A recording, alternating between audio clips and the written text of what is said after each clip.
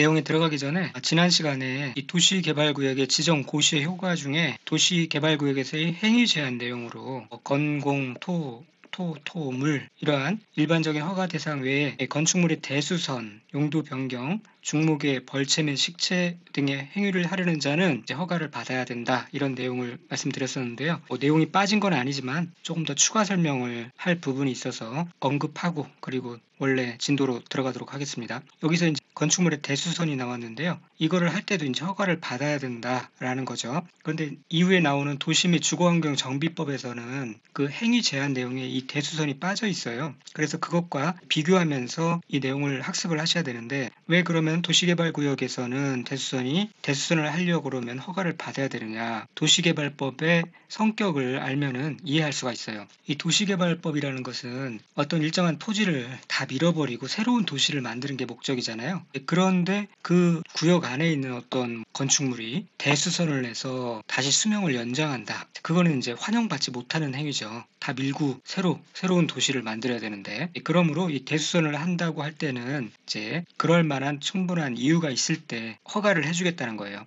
그래서 허가를 받아야 된다는 얘기죠. 그렇게 이해를 하면은 이해를 하실 수 있을 거고요. 반면에 정비법에서는 이 대수선 행위가 환영받는 행위죠. 도시 및 주거환경정비법에서는 그래서 이 대수선이 허가받는 사항이 아닙니다. 그래서 102페이지에 그 내용이 나오는데요. 한번 잠깐 보고 오도록 하겠습니다. 자, 여기서 보시면은 102페이지 정비구역에서 행위 제한 내용에 이 건축물의 건축 등, 즉 건축법에 따른 건축물의 건축, 가설 건축물 포함해서 이 용도 변경 이런 걸 하면은 정비구역에서 이 시장 구수 등의 허가를 받아야 할 수가 있다라고 하고 있죠. 그런데 여기서 대수선은 빠져 있습니다. 허가사항이 아니라는 거죠. 그래서 여기에 이렇게 또 비교를 하고 있으니까 나중에 한번 다시 또 살펴보도록 하죠. 자, 그러면 넘어가서 본래의 진도로 나가도록 하겠습니다. 자, 이제 보시면 도시개발계획을 수립했고 도시개발구역을 지정했습니다. 이 순서가 물론 바뀔 때도 있고요. 그 다음 단계로서는 이 지정권자가 시행자를 지정하는 단계에 들어가는 거죠.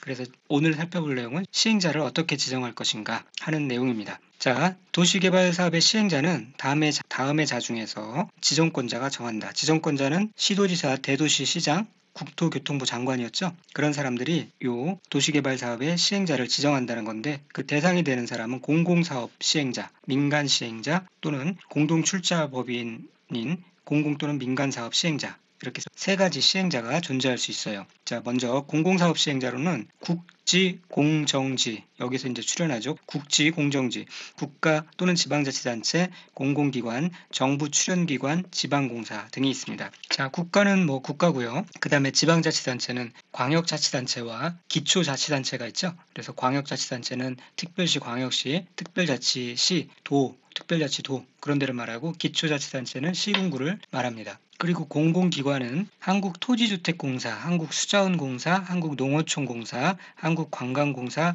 한국철도공사, 한국지역난방공사 이런 데를 말해요. 보통은 이제 한국 뭐뭐공사 그렇게 되어 있죠. 여러분이 가지고 계신 교재에는 이 한국철도공사에 가로쳐놓고 한국도로공사는 아니다, 그렇게 이제 X표를 쳐놓은 교재도 있을 텐데, 이 도시개발법 제11조 제1항에 보면은 한국도로공사가 없어요. 빠져 있습니다. 그래서 해당되지 않는 걸로 표기를 했지만 그거는 그냥 내용을 지우세요. 거기에 조항에는 없지만 공공기관에 한국도로공사가 속하는 건 맞아요. 그래서 한국도로공사도 포함된다, 그렇게 생각하시면 될 것 같고요. 이 부분은 중요한 부분은 아닙니다. 절대 시험에 안 나오니까 크게 신경 쓰지 않으셔도 됩니다. 어쨌든 이 공공기관은 한국 공사 이런 형태로 대체로 되어 있죠. 그렇게 하시고요. 정부 출연기관은 두 군데 존재합니다. 국가철도공단과 제주 국제자유도시개발센터. 그중에 국가철도공단은 역세권 개발 사업을 시행하는 경우만 해당되고요. 그 다음에 지방공사가 있습니다. 지방공사는 여러분이 알다시피 서울특별시 같은 경우는 서울주택도시공사, 인천광역시는 인천도시공사, 경기도는 경기주택도시공사, GH공사라고 하죠. 그런 것들이 있습니다. 그거를 이제 지방공사라고 하고요. 자, 그 다음에 민간 시행자는 토지 소유자가 민간 시행자가 될 수도 있고요. 조합이 민간 시행자가 될 수도 있는데, 이 민간 시행자인 전부 환지 방식만 가능합니다. 자, 이것도 암기해야 될 문제는 아니고요. 여기서 이제 조합이라고 하면은 토지 소유자들이 직접 조합을 설립해서 사업을 추진하는 그런 형태예요. 그 사람들은 목적이 뭐냐면은 내 땅을 내어주고 거기에 이제 대단히 아파트 단지 같은 것들을 만들어서 그 도시 개발이 완료된 그 땅 혹은 건축물을 다시 돌려받는 거예요. 그래서 가치를 높여가는 거죠. 그걸 이제 전부 환지 방식이라고 하는데 그런 방식으로만 진행을 합니다. 내 땅 가진 사람들이 조합을 만들어서 수용당하기를 원한다. 그런 건 있을 수가 없죠. 그래서 그런 상황을 이해하면은 이 조합 형태는 전부 황지 방식만 가능하다는 것을 이해하실 수 있을 겁니다. 다시 정리하자면 조합은 구역 내 토지 소유자들이 직접 결성한 그런 조합 단체예요. 따라서 소유권을 강제로 수용하거나 당할 이유가 없는 거죠. 이 사람들은 이 토지 소유자들은 개발 후에 환지, 그러니까 새로운 필지로 돌려받는 전부 환지 방식으로 사업을 진행하기 때문에 여기서 말하는 조합은 전부 환지 방식만 가능하다. 그렇게 얘기를 하는 겁니다. 나머지는 한번 읽어보시면 되겠고요. 그리고 이제 공공 또는 민간 사업 시행자가 서로 조인해서 공동 출자 법인을 만들어서 진행할 수 있는데 그 출자 비율이 50%를 넘느냐 아니냐에 따라서 공공 또는 민간으로 구분할 수 있겠죠. 자, 그 다음에 이제 환지 방식의 시행자를 어떻게 지정하는지 살펴보도록 할게요. 자, 먼저 이 환지 이 말이 자꾸 나오는데요. 이제 본격적으로 배우긴 전이지만 나중에 자세히 설명을 드릴 거지만 우선 이해하는 차원에서 간단하게 말씀을 드리면은 환지 방식이란 도시개발 사업을 하면서 토지를 전부 수용하는 대신에 그러니까 두 가지 파트가 있다고 그랬죠. 수용 사용 방식과 환지 방식이 있는데 그 수용 사용하는 그 방식과 반대되는 그런 개념으로 생각하시면 돼요. 그러니까 전부 그렇게 수용하는 대신에 기존 토지 소유자들에게 사업 완료 후에 새로운 토지 그러니까 새롭게 이렇게 구획된 토지를 나누어주는 방식이에요. 그것을 환지, 바꿀 땅을 바꾼다 그래서 환지라고 하는 거죠. 환지 방식. 그거를 이제 환지 방식이라고 하는데 쉽게 말하면 원래 내 땅을 사업에 제공하고 그 대가로 사업이 끝난 뒤 재정비된 땅을 다시 이렇게 돌려받는 것을 말해요. 자, 이 방법을 쓰면은 토지 소유자들은 소유권이 자기 땅이 강제로 수용당하는 그러니까 뺏기는 일이 없겠고요. 개발로 인해서 오히려 가치가 높아진 땅에 대해서 다시 재배분을 받는다는 거죠. 그런 장점이 있어요. 그런데 이제 A라는 똑같은 구획의 똑같은 면적의 땅을 그대로 받는 게 아니라 당연히 좀 더 작은 땅을 받게 돼요. 그리고 위치가 바뀔 수도 있고요. 그래서 그런 이해관계가 아주 복잡해질 수 있는 그런 단점이 있긴 하죠. 하지만 전반적으로 그 토지 소유자들에게 이득이 가는 방향으로 환지가 되기 때문에 그 토지 소유자들 입장에서도 그리고 나라나 국가 입장에서도 서로 장점이 있는 그런 방식이라고 볼 수 있습니다. 자, 이렇게 환지 방식을 시행할 때 이 시행자를 어떻게 정하느냐? 원칙적으로는 이 도시개발구역의 전부를 환지 방식으로 이렇게 시행을 하는 경우에는 그 토지 소유자 또는 조합을 시행자로 지정하는 게 원칙입니다. 그런데 때에 따라서 지방자치단체 등을 그 시행자로 지정할 수가 있는데요. 자, 지방자치단체 등을 지정하는 경우는 이런 아래와 같은 사유가 있을 때 지방자치단체 등 그러니까 지방자치단체, 한국토지주택공사, 지방공사 및 신탁회사가 해당되고요. 여기에 국가는 해당되지 않습니다. 그 지방자치단체 등을 시행자로 지정할 수 있습니다. 이 경우 도시개발 사업을 시행하는 자가 시도지사 또는 대도시 시장인 경우에는 국토교통부 장관이 지정하도록 그렇게 하고 있습니다. 자, 그러면은 어떤 경우에 이 지방자치단체 등을 시행자로 지정할 수 있느냐? 지정권자가 토지 소유자나 조합이 아닌 지방자치단체 등을 시행자로 지정할 수 있는 사유를 보면은요. 토지 소유자나 조합이 개발계획의 수립 고시일로부터 1년 이내에 시행자 지정을 신청하지 아니한 경우 그러니까 자기들이 하지도 않고 시행자도 지정하지 않고 있는 거예요. 개발계획은 이미 수립 고시가 되었는데 그런 경우 지정권자는 지방자치단체 등을 시행자로 지정할 수 있다는 거고요. 또 지정권자가 신청된 내용이 위법하거나 부당하다고 인정한 경우 이런 경우 지방자치단체 등을 시행자로 지정할 수 있습니다. 6개월의 범위에서 연장할 수 있고요. 또 지방자치단체의 장이 집행하는 공공시설에 관한 사업과 병행하여 시행할 필요가 있다고 인정하는 경우 이렇게 하면은 시간과 노력과 돈을 절약할 수 있겠죠. 그 다음에 도시개발구역의 국공유지를 제외한 토지면적의 2분의 1 이상에 해당하는 토지소유자 및 토지소유자 총수의 2분의 1 이상이 지방자치단체 등의 시행에 동의하는 경우. 자, 이 경우 이제 국제도포라고 해서 도시개발법에는 국공유지가 포함된다라고 얘기했는데요. 그 예외가 이제 여기에 나오는 겁니다. 국공유지를 제외한, 이 경우에는 국공유지를 제외한 또 면삼총이로 보통 나오는데 면이 총이죠. 이 이상이 지방자치단체 등의 시행에 동의한 경우 지방자치단체 등을 시행자로 지정할 수 있습니다. 자, 이 경우도 이 토지 소유자가 이 지정권자에게 지정을 의뢰하는데 이 사람들은 그 개인이잖아요. 그 개인들이 국공유지를 포함해서 동의를 신청할 수는 없는 거죠.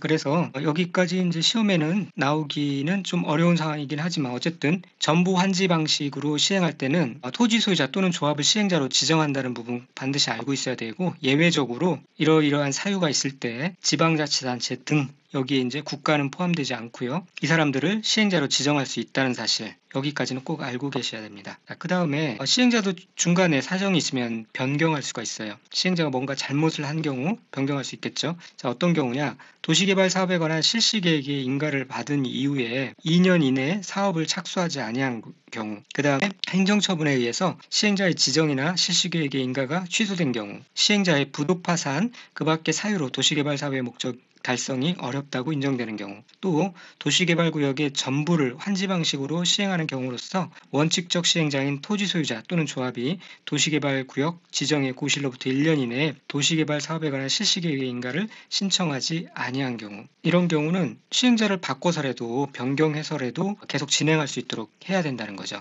자, 그림에 보는 바와 같이 시행자를 지정하고 실시계획을 작성하게 되는데, 그 실시계획을 작성해서 인가를 받은 후에 그 이후에도 2년 이내에 계속 사업을 하지 않아요. 시작하지 않고 있어요. 그러면은 그 시행자를 변경해서 다시 계속 진행할 수 있도록 해야 된다는 거고, 그 2년 이내에 착수, 이것이 중요한 숫자죠. 이 시행 규정이라는 것은 도시개발 사업을 실제로 어떻게 진행할지, 집행할지 정하는 구체적인 사업 추진 절차에 관한 규정을 말하고요. 지방자치단체가 시행할 때, 또 공공사업 시행자가 시행할 때 이 시행 규정을 작성해야 된다. 그 정도 알고 계시면 되겠습니다. 그리고 시행자는 이 공공시설의 건설 같은 경우에는 공유 매립에 관한 업무 같은 경우는 국가지방자치단체, 공공기관, 정부 출연기관 또는 지방공사에 위탁해서 시행할 수 있다. 또 이 민간 시행자는 지정권자의 승인을 받아서 신탁업자와 신탁계약을 체결해서 도시개발 사업을 시행할 수도 있습니다. 이런 부분은 이제 가볍게 읽어주시면 되겠고요. 또 국가나 지방자치단체, 이 공정지와 같은 공공사업 시행자에 해당하는 자는 도시개발 사업을 효율적으로 시행하기 위해서 필요한 경우에는 설계나 분양 이런 것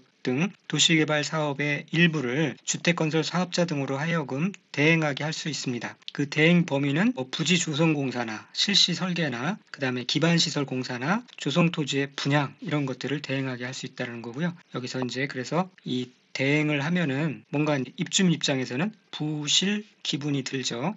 부지 조성공사, 실시설계, 기반시설공사, 조성된 토지의 분양 이런 것들을 대행하게 할 수 있습니다. 그 다음에 도시개발조합에 대해서 살펴보도록 할게요. 이 도시개발조합은 도시개발법에서 시험에 빈출되는 부분이니까 꼼꼼히 살펴봐야 됩니다. 자, 먼저 이 조합을 설립을 하려면 인가를 받아야 되는데요. 조합을 설립하려면 도시개발구역의 토지 소유자 7명 이상이 정관을 작성해서 지정권자에게 조합 설립의 인가를 받아야 합니다. 여기서 토지 소유자 7명 정관을 작성해서 지정권자에게 인가를 받아야 된다라는 사실 먼저 알아두셔야 되고, 그 다음에 이렇게 조합 설립 인가를 받은 사항을 변경할 때도 그 지정권자로부터 변경 인가를 받아야 돼요. 인가받은 사항이니까 변경되었을 때 다시 인가로 대꾸가 된다고 그랬죠? 또 인가를 받아야 됩니다. 그러나 다만 이런 경우는 인가를 받지 않고 신고만 해도 되는데요. 그런 게 어떤 게 있냐? 공고 방법을 변경하려는 경우, 주된 사무소의 소재지를 변경하려는 경우, 이런 것 같은 경미한 사항을 변경하려는 경우에는 신고만 하면 됩니다. 신고하여야 한다.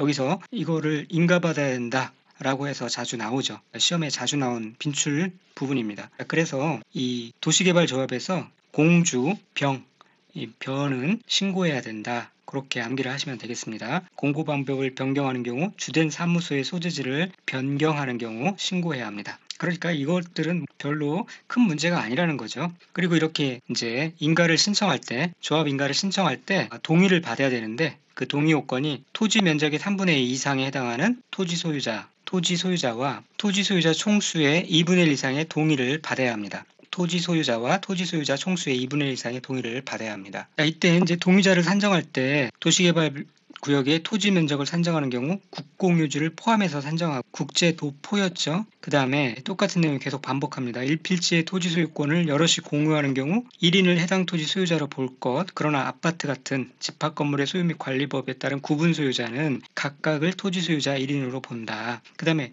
토지 소유자는 조합 설립 인가의 신청 전에 동의를 당연히 철회할 수 있고요. 이 말은 신청 후에는 철회할 수 없다라는 말이죠. 그러니까 신청 후에 철회할 수 있다라고 하면 틀린 말이고요. 또 조합 설립 인가에 동의한 자로부터 토지를 취득한 자는 조합 설립에 동의한 것으로 봅니다. 다만 토지를 취득한 자가 조합 설립 인가 신청 전에 동의를 철회했다 그러면은 당연히 그러하지 아니하다. 그러니까 조합 설립에 동의한 것으로 보지 않는다. 자, 잘 읽어보면 충분히 이해가 될 수 있는 내용들입니다. 자, 그리고 이 조합의 법적 성격은 조합은 법인으로 하고 공법상 비영리 사단 법인의 성격을 갖습니다. 그리고 조합 설립 인가를 받은 조합의 대표자는 설립 인가를 받은 날로부터 30일 이내에 주된 사무소의 소재지에서 설립 등기를 해야 되고요. 이때 등기를 하면 성립한 것으로 봅니다. 등기를 하면 성립한다. 그러니까 이 말은 등기를 함으로써 성립되는 것이지 인가를 받음으로써 성립되는 것이 아니라는 얘기예요. 등기를 해야 성립합니다. 조합에 관하여 이 법으로 규정한 것 외에는 민법 중 사단법인에 관한 규정을 적용하고요. 자, 조합의 구성원을 보면은 조합의 조합원은 도시개발구역의 토지 소유자로 합니다. 이 도시개발조합은 토지개발이 목적이에요. 그러므로 토지 소유자를 조합원으로 하는 거죠. 이 말은 이제 이 도시개발법은 이 건물 소유자는 조합원이 안 된다는 얘기입니다. 토지 소유자만 조합원이 된다는 거고요. 아래 있는 내용 읽어보면 도시개발구역의 토지 소유자는 조합 설립에 동의 안 해도 조합이 설립되면 당연 조합원이 되고요. 미성년자도 조합원이 될 수 있어요. 동의 안 한 자도 조합원이 있다는 말이고요. 그리고 말씀드렸듯이 토지 소유자만 조합원이 됩니다. 그리고 이 조합원의 권리를 보면 보유 토지의 면적과 관계없는 평등한 의결권을 갖습니다. 그러니까 토지가 작다고 의결권이 작거나 2분의 1이거나 그런 게 아니라 토지 소유자이면 그 면적에 관계없이 평등한 의결권 하나를 갖는다는 얘기고요. 다른 조합원으로부터 토지 소유권 전부를 이전받은 조합원은 본래 자기가 갖고 있던 의결권과는 별도로 그 토지 소유권을 이전한 조합원의 의결권을 승계할 수가 있습니다. 이 부분도 좀 독특하죠? 같이 알아두시고 계속 반복됐듯이 공유토지는 대표 공유자 한 명만 의결권을 갖고 있고요. 구분소유자는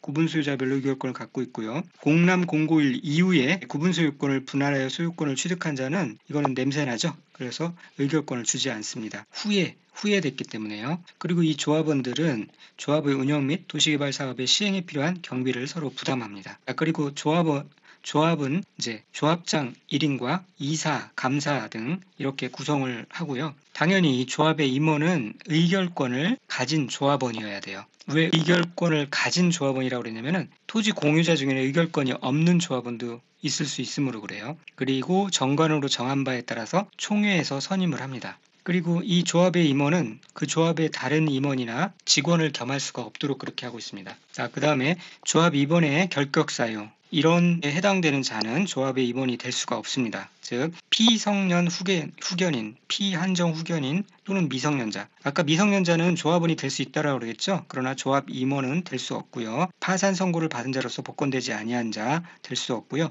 금교 이상의 형을 받거나 그 집행이 끝나거나 집행을 받지 아니하기로 확정된 후에 2년이 지나지 아니한 자도 조합의 임원이 될 수 없습니다. 자, 이 문제형이 좀 헷갈려요. 여기서 이렇게 크게 끊으시면 됩니다. 다시 보면은 금고 이상의 형을 선고받고 그 집행이 끝난 후에 2년이 지나지 아니한 자 또는 금고 이상의 형을 선고받고 그 집행을 받지 아니하기로 확정된 후 2년이 지나지 아니한 자. 자, 이런 말이에요. 그래서 여기서 이렇게 또 하나 끊어야 되겠죠? 그러니까 금고 이상의 형을 선고받고 그 집행이 끝나든 혹은 또 집행을 받지 아니하기로 확정됐든 어쨌든 그러고 나서 2년을 지나야만 조합원이 될 수 있다는 거예요. 조합 임원이 될 수 있다는 얘기입니다. 그리고 금고 이상의 형의 집행유예를 받고 그 집행유예 기간에 있는 자는 조합 임원이 될 수가 없어요. 자, 그리고 조합의 임원으로 선임된 자가 결격 사유에 해당하게 된 경우에는 그 다음 날부터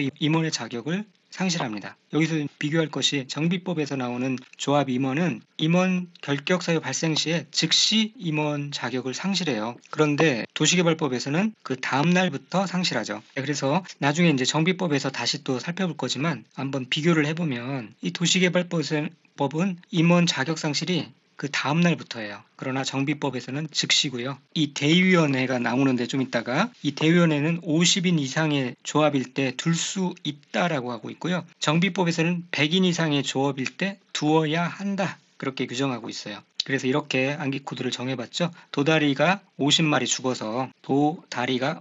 죽어서 어항 정비를 즉시 100만 원 주고 했다. 그렇게 암기하시면 정확하게 비교가 될 거예요. 이 부분 꼭 알아두시고, 그 다음에 이 임원의 직무를 보면은 조합장은 조합을 대표하고 그 사무를 총괄하며 총회, 대위원 또는 이사회의 의장이 됩니다. 그 다음에 이사는 조합장을 보좌하고 조합의 사무를 분장하고요. 감사는 조합의 사무 및 재산 상태와 회계에 관한 사항을 감사합니다. 조합장이나 이사가 자기를 위한 조합과의 계약이나 소송에 관해서는 감사가 조합을 대표하도록 그렇게 하고 있어요. 자기를 위한 조합과의 계약이나 소송을 하는데 이 조합장 스스로, 이사 스스로 하면 안 되겠죠? 그 중에서 제일 어떤 객관성을 담보하는 이 감사를 통해서 조합을 대표하도록 그렇게 하고 있어요. 그리고 이제 총회를 하게 되는데, 이 총회는 이 조합의 최고의 의사결정 기구예요. 그리고 반드시 있어야 되는 것이고요. 그래서 이 총회의 의결을 거쳐야 되는 사항으로 이런 것들이 있어요. 조합의 임원의 선임, 조합의 합병 또는 해산, 개발계획 및 실시계획의 수립 변경, 환지계획의 작성, 정관의 작성, 이런 것들이 있습니다. 그 다음에 자금의 차입 및 그 방법, 이율, 상환 방법, 부과금의 금액, 징수 방법, 조합의 수지 예산, 환지 예정지의 지정, 채비지의 처분 방법, 이런 것들이 있어요. 자, 여기서 총회에서만 할 수 있고요. 이제 후에 연이어 나오는 대의위원회에서도 할 수 있는 것, 이것이 구분되는 지점이 중요한 포인트인데, 이 대의위원회를 배우고 나서 설명을 드리도록 할게요. 이 대의위원회는 도시개발법에서는 임의적 설립 기구입니다. 의결권을 가진 조합원의 수가 50인 이상의 조합은 총회의 권한을 대행하기 위해서 대의위원회를 둘 수 있습니다. 두어야 한다 아니고요. 그리고 대의위원회 수는 조합원 총수의 100분의 10 이상으로 합니다. 자, 아까 살펴봤죠? 이 도시개발법에서는 50인 이상으로 대의위원회를 둘 수 있고요. 그래서 임의기관이라고 얘기했고, 나중에 나오는 정비법에서는 조합원의 수가 100인 이상이면은 대의위원회를 반드시 두어야 됩니다. 필수기관입니다. 그래서 이 대의위원회는 뭘 하냐면은 총회 권한을 대행합니다. 그래서 맨날 총회를 열 수 없으니까 이 대의위원회라는 총회보다는 좀 소규모로 모여서 일들을 결정하고 빨리 진행할 수 있도록 그런 대의위원회를 결성하도록 하는데, 문제는 총회에서만 꼭 해야 되는 게 있고 대의위원회에서도 할 수 있는 게 있다라는 거죠. 그래서 이 총회에서만 꼭 할 수 있는 게 이렇게 구분됩니다. 나머지는 대의위원회에서도 이제 진행할 수 있다라는 얘기예요. 그게 아까 살펴본 1부터 5번까지 요거는 이제 꼭 총회에서 해야 된다는 얘기고요. 꼭 총회에서 하지 않아도 되는 요 부분, 요거는 이제 대의위원회에서 할 수 있다라는 그런 얘기입니다. 그래서 총회에서만 의결할 수 있는 사항을 다시 정리해서 좀 보면은 조합의 임원의 선임, 조합의 합병 또는 해산, 위에서 살펴본 거예요. 그 다음에 개발계획의 수립 변경, 환지계획의 작성, 정관의 변경, 이런 것들. 그래서 이거를 앞글자 따서 조조, 개, 환정. 총회에서 조조가 개환정하고 있다. 개환장하고 있다. 그렇게 암기하시면 되겠고요. 다시 읽어보면 조합 임원의 선임, 조합의 합병 또는 해산. 그런데 청산금의 징수 규부를 완료한 후에, 그러니까 사업을 다 정상적으로 완료한 후에 그런 후에 조합을 해산하는 경우에는 총회에서만 의결할 수 있는 사항이 아니에요. 이거는 그런 걸 제외한 다른 이유의 조합의 합병 또는 해산인 경우 총회에서만 의결할 수 있고요. 개발계획의 수립 및 변경도 중요한 거니까 총회에서만 의결할 수 있어요. 그런데 개발계획의 경미한 변경 또는 실시계획의 수립 변경은 대의위원회에서 할 수 있다는 사실까지 꼭 알아두시고, 환지계획의 작성도 총회에서만 의결할 수 있는데, 환지계획에 만약에 경미한 변경 이런 거나 환지 예정지의 지정 이런 것들은 총회에서만 해야 되는 사항이 아닙니다. 여기까지 꼭 알아두시고, 정관의 변경도 총회에서만 할 수 있어요. 그 다음에 조합원도 이제 경비를 부담합니다. 조합은 그 사업에 필요한 비용을 조성하기 위해서 정관으로 정하는 바에 따라서 조합원에게 경비를 부과 징수할 수 있어요. 그리고 납부를 게을리한 경우 연체료를 부담시킬 수도 있고요. 그리고 조합은 부과금 또는 연체료를 체납하는 자가 있으면 특별자치도지사, 시장, 군수 또는 구청장에게 그 징수를 위탁할 수도 있고요. 이렇게 징수를 위탁한 경우 징수한 금액의 100분의 4를 이 수수료로 납부를 해야 합니다. 정비법은 100분의 2고요. 자, 여기까지 살펴보고 다음 시간에는 실시 계획으로 넘어가도록 하겠습니다. 감사합니다.